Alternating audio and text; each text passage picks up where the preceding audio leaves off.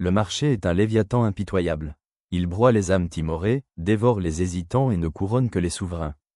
Son secret, il exige un sacrifice, celui de la conformité. Mais il existe un savoir interdit, une vérité que l'on vous cache sur le pouvoir absolu. Un secret révélé seulement à la fin de cette incursion.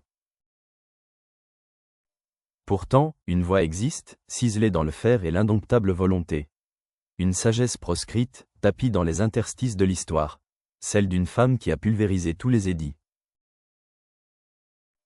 Gabrielle Chanel, un nom qui, aujourd'hui, résonne comme un décret.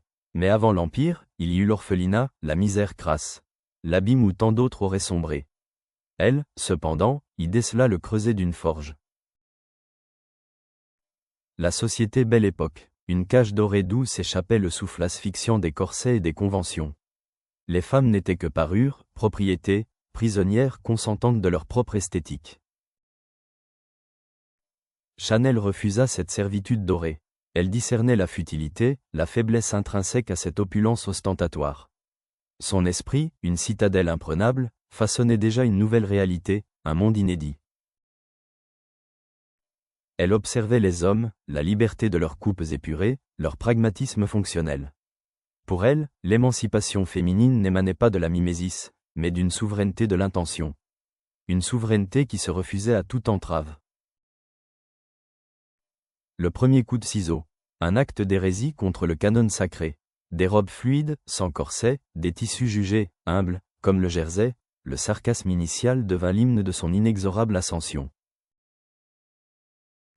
Le marché rugit de dédain.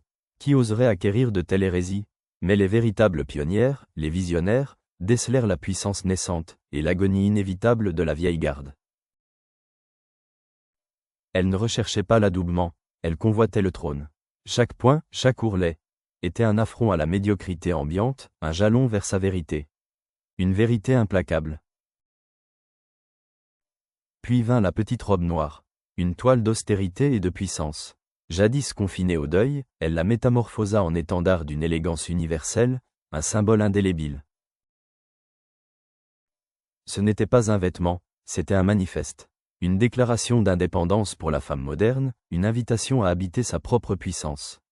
Un cri silencieux de souveraineté retrouvée.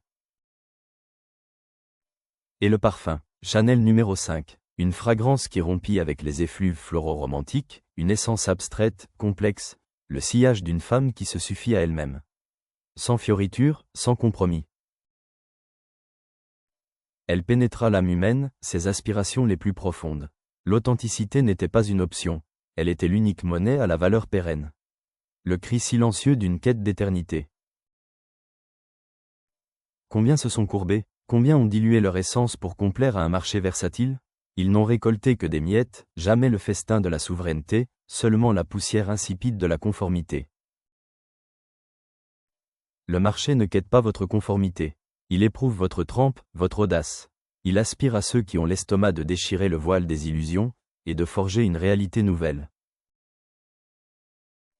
Chanel ne suivait pas les tendances, elle les forgeait à son propre gré. Sa vision était un édit, non une simple suggestion. Elle était la boussole, non le simple satellite. La médiocrité se monnaie un instant. L'authenticité bâtit des empires pour des siècles. C'est un pari sur le long terme, pour les rares qui saisissent le poids du temps, et l'éternité de l'âme. Le succès engendre des copies, de pâles simulacres de l'original. Mais l'essence, l'esprit indomptable, cela est intransférable. Tel est votre héritage, si vous savez le forger, dans les flammes de l'audace. La plus grande frayeur de l'homme réside dans le miroir de sa propre singularité. Le marché moderne, avec ses algorithmes insidieux et ses validations sociales, amplifie cette terreur, l'anéantissement du soi authentique. Mais c'est dans cet abîme de singularité que réside le pouvoir brut. Où la faiblesse des multitudes se transmue en force de l'individu. C'est l'appel à votre propre révolution, implacable et nécessaire. Chanel n'a pas vendu des étoffes, elle a vendu la libération. Elle n'a pas vendu des fragrances, elle a vendu l'auto-affirmation. Elle a transmué le tangible en un symbole psychique, un royaume de l'esprit.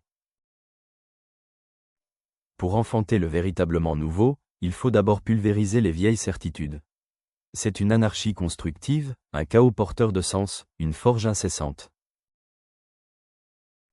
Le marché est un champ de bataille.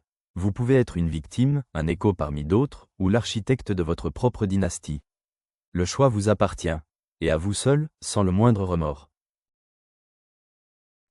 Coco Chanel nous enseigne à ne pas craindre le vide, le dédain, l'isolement transitoire. Car c'est là, dans la solitude austère de votre vision, que votre souveraineté se forge, en silence, loin des clameurs. N'imitez pas, intériorisez, ne dupliquez pas, affinez votre propre dissonance.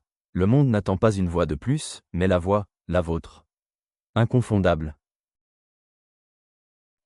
Avez-vous le courage d'être l'anomalie?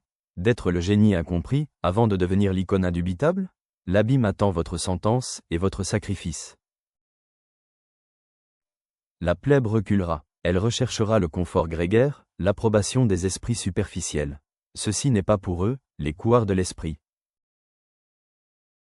Mais si vous avez l'estomac pour l'âpre vérité, pour la forge de votre propre hégémonie, le substacle de l'Athénéum est votre prochaine étape, votre ascension inéluctable.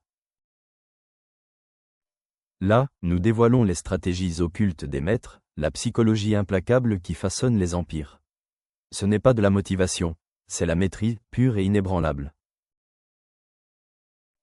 Commentez, maîtrise, si vous avez survécu à cet abîme de vérité.